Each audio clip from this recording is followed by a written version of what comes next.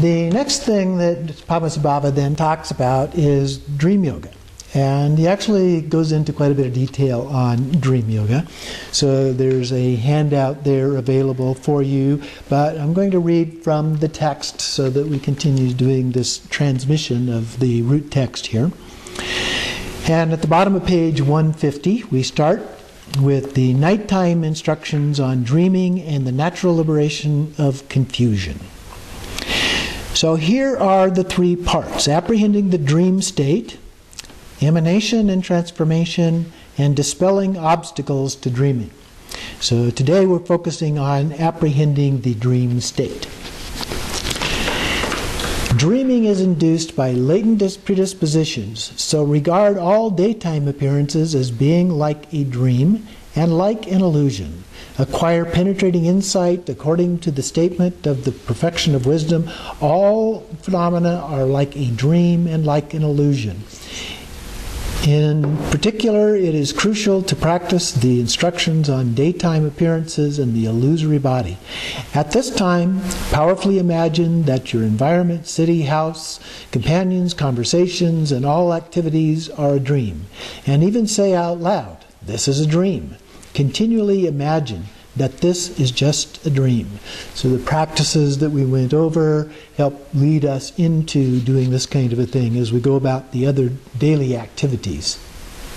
Then when you go to bed in the evening, cultivate the spirit of awakening, bodhicitta, thinking, for the sake of all sentient beings throughout space, I shall practice the illusion-like samadhi and I shall achieve perfect Buddhahood.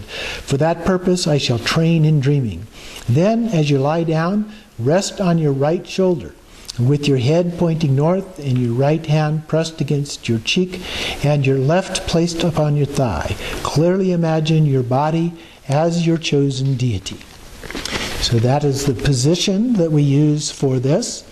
And then as we go through these, there are different ways that we can go about doing these.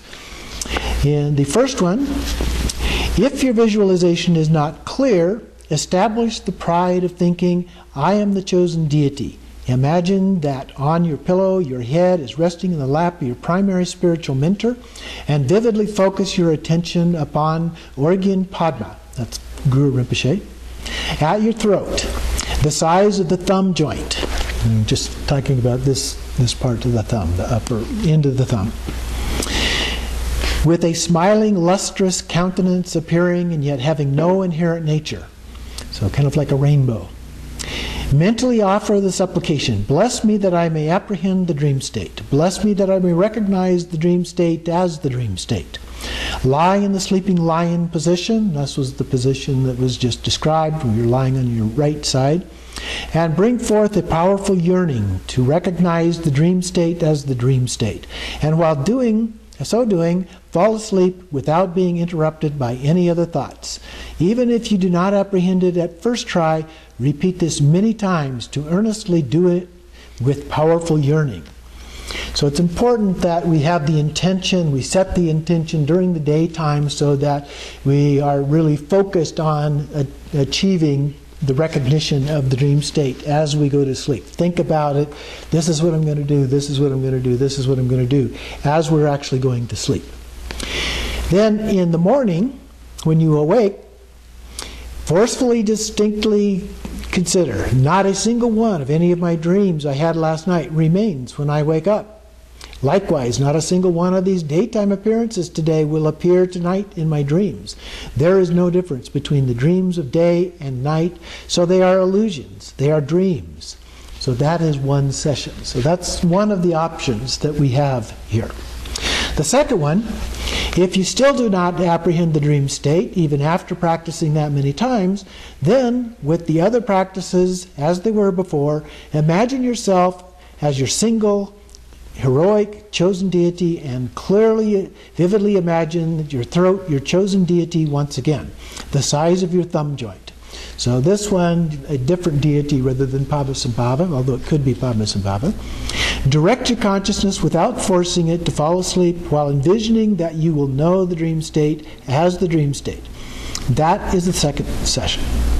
So this option, generally speaking, is the same, only with a different deity. So if you have a favorite deity that you've been practicing with, then perhaps that one will work better than thinking of Padmasambhava. The third option, if you still find it difficult to apprehend the dream state, doing that, visualize at your throat a 4-petaled lotus with Om at its center, Ah in front, Nu on right, Ta in back, Ra on the left. First, direct your interest to the Om in the center. Then, when you become sleepily dazed, focus your awareness on the Ah on the right. As you are falling asleep, attend to the Nu on the right. Then, when you are more soundly asleep, focus on the Ta at the back. When you have fallen fast asleep, focus on the Ra on the left. While sleeping, focus your interest on Om, and with anticipation of dreaming, without being interrupted by other thoughts, apprehend the dream state with your sleeping awareness. That is the third session. So we visualize this small lotus, 4-petaled lotus. I believe usually it is a red lotus. And we visualize at the throat with the Om, Ah, Nu, Ta, Ra, Anutara, around the edges. Okay, Om, Anu, Ta, Ra. And we visualize those just gradually, one we move to the other as we fall deeper and deeper into sleep, and try to maintain that as we actually go to sleep. So that we're actually in a dream state then by seeing the mantra on the petals of the lotus as they go around and we have fallen asleep. So that is the third option, and it gives another one here. If the seed syllables are unclear and you do not apprehend the dream state in that way, focus your attention clearly and vividly on a bindu of light at your throat. And this is a red bindu, normally. And with the anticipation of dreaming, fall asleep and thereby apprehend the dream state. That is the fourth session. So in this one, it's very simple, just a red bindu, like a tiny red light at your throat, in the middle of your throat there, the chakra. And just imagine that red light glowing there. Just focus on that glow of the light at your throat as you fall asleep. Okay? It's as simple as that. And then it goes on, says, meditate by alternating among the meditative objects and practice with the powerful sense that daytime appearances are dreams. Even the least of practitioners will apprehend the dream state within 1 month. So you need to continue practicing this for a while. Don't give up right away if you're not apprehending the dream state. You need to continue doing it at least for 1 month. At first, there will be more dreams, then they will become clearer and they will be apprehended. In the event of a frightening circumstance, it is easy to recognize this as a dream. It is difficult for it to be apprehended spontaneously, but if it is so apprehended, this is stable. If it is not apprehended in any of those ways, then there will be an infraction of your tantric pledges. So apply yourself to going for refuge, cultivating a spiritual awakening, spirit of awakening, bodhicitta, restoration through confession, the 100-syllable mantra, the Gana Chakra offering, avoiding contamination, and meditating in the previous way. By so doing, the dream state will be apprehended in just 2 or 3 months. And now we're continuing it on just further, 2 or 3 months to continue. And eventually, you will be able to apprehend it regularly. Okay?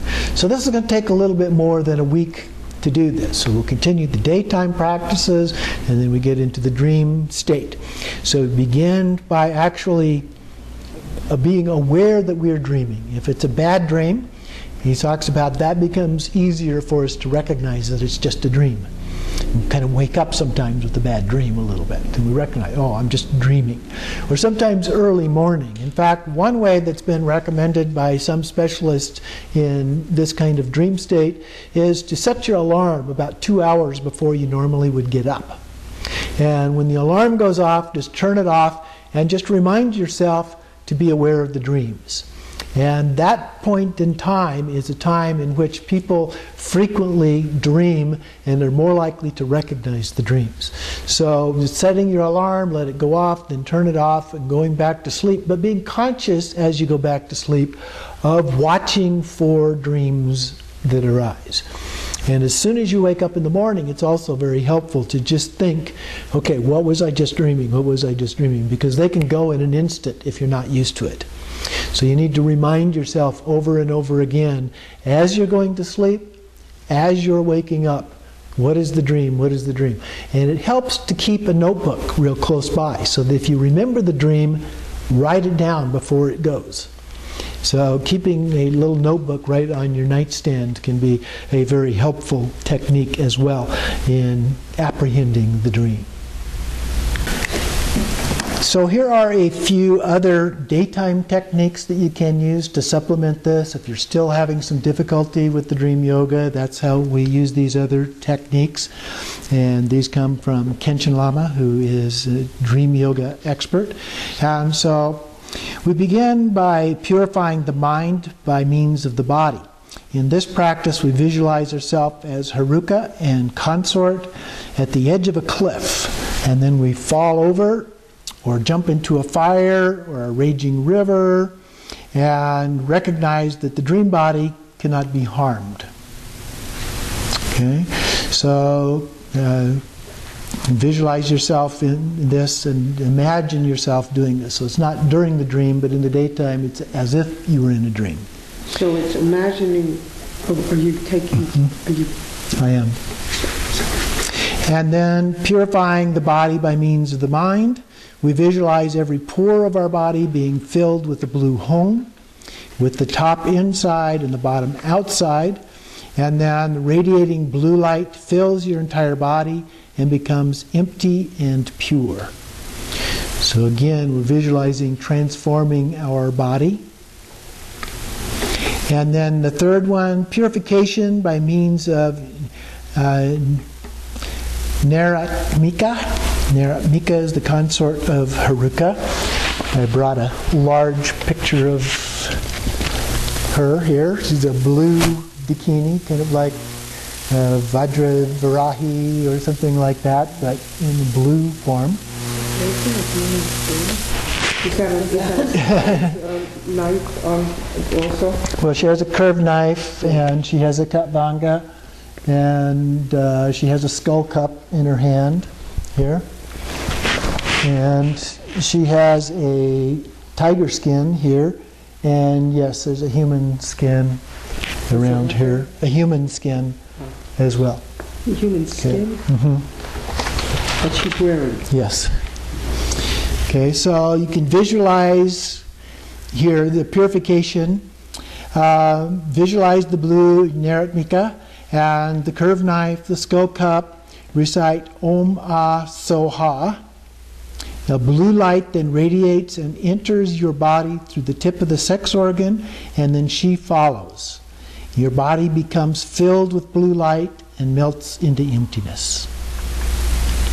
Then the fourth one is a purification by resolution.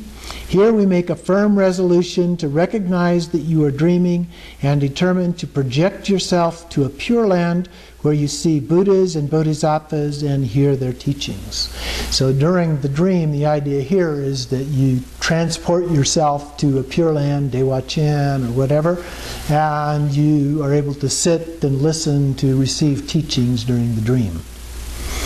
So those are 4 additional techniques that you can use to help with the dream yoga process to achieve that state and to some degree help with the next one that we will do, which is transforming the dream itself. We're not to that one yet, but these also relate to that.